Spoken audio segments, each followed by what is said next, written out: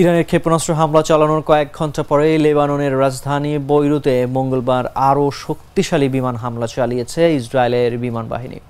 হিজবুল্লাহকে লক্ষ্য করে এই হামলা চালানো হয়েছে বলে দাবি করেছে ইসরায়েল।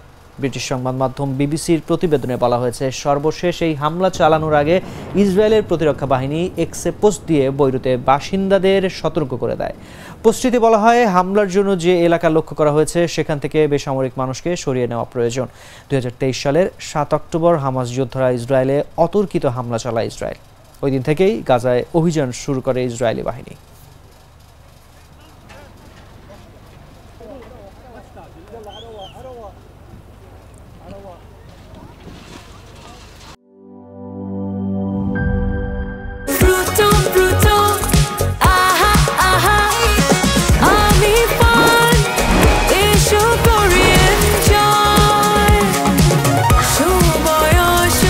প্রাণ ফ্রুটো, সময় অসময় ফ্রুটোময়।